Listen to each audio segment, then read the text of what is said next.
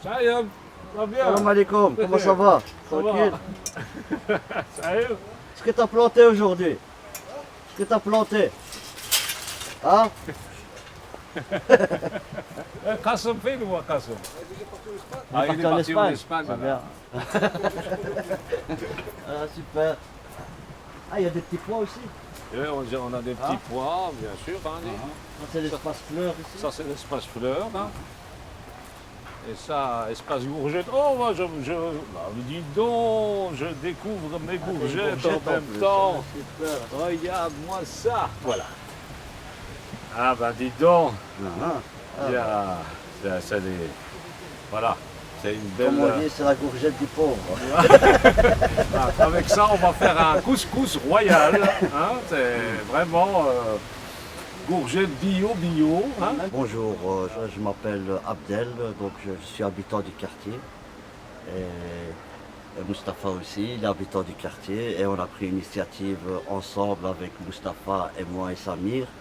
Donc on est porteur d'un projet qui est autour du four et on a créé ce four pour les habitants du quartier et essayer de faire une dynamique sociale aussi pour le parc ici. Mais qu'est-ce qu'on constate? On constate aussi que le quartier change et évolue surtout. Voilà, en quoi? En construction urbaine qui se fait juste à côté. Donc notre inquiétude à nous, c'est qu'il y a beaucoup de construction qui se fait. Il y a beaucoup de gens qui sont très aisés, qui peuvent acheter. Et nous, on est dans un quartier ici qui est pas tellement riche, mais on survit juste selon nos moyens qu'on a, bien sûr. Alors, on a fait un projet pour essayer d'attirer autant que le riche que le pauvre, pour qu'il y ait vraiment une dynamique qui se fait autour. Ce qu'on nous a constaté, c'est que la vague qui est venue avec Extensa autour d'un taxi, c'est que, on va dire, on avait vraiment peur que on va être avalé par, on va dire, par des gens qui ont les moyens et qui vont nous priver de notre part. L'absinthe, L'absinthe. On fait avec du whisky, hein, c'est ça? le whisky et du thé. Les deux, hein. Eux, ils font le whisky avec et nous, on fait le thé avec. Voilà.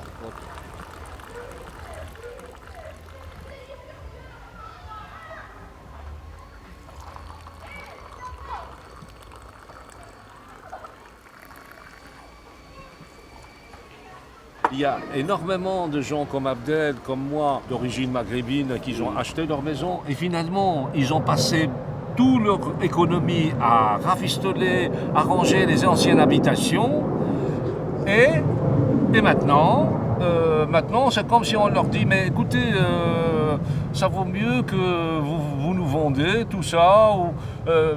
C'est comme si nous, ils ne veulent pas avoir affaire avec nous. Hein. C'est comme si nous, on est on va dire, c'est comme si on n'existait pas dans le sens politique et dans le sens institutionnel.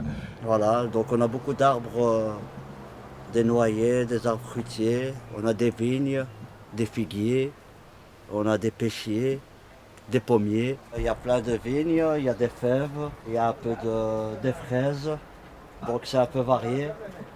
Moi j'essaye de ne pas mettre de barrières.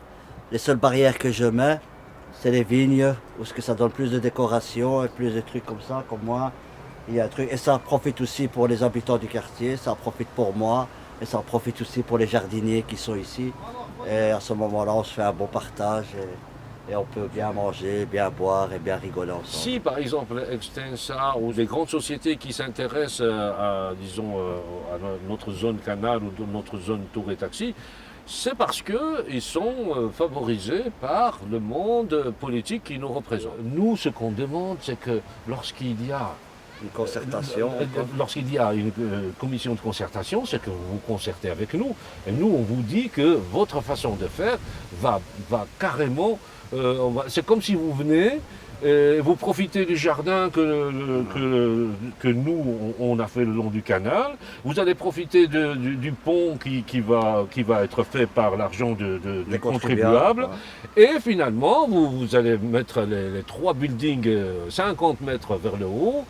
Et finalement, notre quartier maritime va se trouver enclavé. On n'est pas bien représenté point de vue politique. Ce qu'on a constaté, c'est que souvent, les échevins, lorsqu'ils sont élus, eh bien, ils n'ont plus de réunion avec les gens, on va dire, du quartier. Il faut que la population trouve des leaders ou des gens qui la représentent et qui la représentent dans le bon sens pour aller... Dans une dynamique sociale. Voilà, exactement. Pour aller surtout secouer l'arbre de ceux qui ont le plus de pouvoir et d'avoir. On a l'impression comme quoi c'est comme si des tours de passe-passe entre eux et ceux qui ont le pouvoir, à la commune et à la région, c'est des tours de passe-passe. Quoi. On vous donne le permis d'urbanisme, mais en échange, vous allez faire quoi que ce soit. Mais nous, ce qu'on veut, c'est des charges d'urbanisme pour le peuple. On veut tout de suite. Nous, la gentrification s'opère aussi parce qu'elle a des relais. Hein. On est mal géré politiquement. Ouais, tu vois, moi, ce que je trouve qui est triste, tout ce qui est dans le gouvernement et tout, donne plus de pouvoir à ceux qui ont vraiment les moyens et qui ont des avocats et tout, et les plus démunis qui n'ont rien, on les écrase. On a fait table ronde avec Bruxelles Environnement et Extensa. Il y avait Abdel et moi, les représentants du quartier. Alors ils nous ont demandé qu'est-ce que vous voulez ici. On a dit qu'on veut absolument un four parce que les traditions maghrébines, ils sont comme ça. Chacun a son four. Et surtout lorsqu'on est dans une zone verdure ou de campagne. Lorsque vous retournez 2000 ans avant Jésus-Christ, il y a les gens dansaient, chantaient autour de 2 points, point d'eau et point de feu. Voilà, on veut que ces gens retrouvent cette humanité et retrouver ce qu'on appelle de l'interpénétration culturelle. Et si on peut apaiser notre monde dans le sens de stéréotypes et d'étiquettes et de marginalisation, on a réussi. Alors à ce moment-là, le four, c'était seulement un subterfuge, mais un subterfuge qui va s'avérer, précieux, même très précieux. Pourquoi? Parce qu'il a fait chanter, danser d'abord les enfants et les grands-parents. Et finalement, on garde vraiment un très bon souvenir de ce four. Voilà.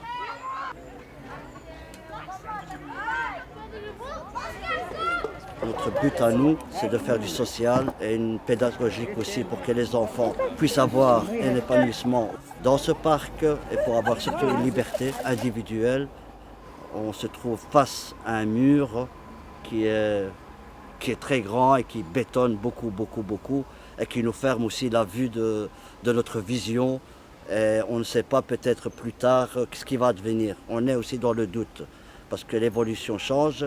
Mais moi, dans mon espoir à moi, que tout cela qui se passe ici maintenant, qui donne plus de chance aux habitants du quartier, qui donne plus de dynamique aux habitants du quartier, qu'ils essayent aussi de les sortir un peu de leur misère et de leur donner du travail, du job, des formations, des études.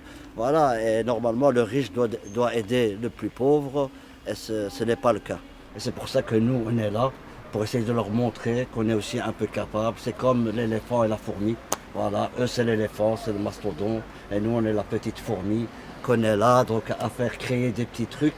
Mais, comme on dit, l'union fait la force. Oui, la question de fourmi et de l'éléphant, elle est vraiment à sa place. Et regardez, lorsqu'on est dans le règne animal, ils se respectent entre eux. Un éléphant, Abdel, il voit, s'il voit qu'il va marcher sur un nid de fourmis, il risque de rentrer dans sa trompe. Il va l'éviter. Non, il va l'éviter. Il va l'éviter parce qu'il respecte. Même les toutes petites fourmis, ils peuvent lui rentrer dans les oreilles.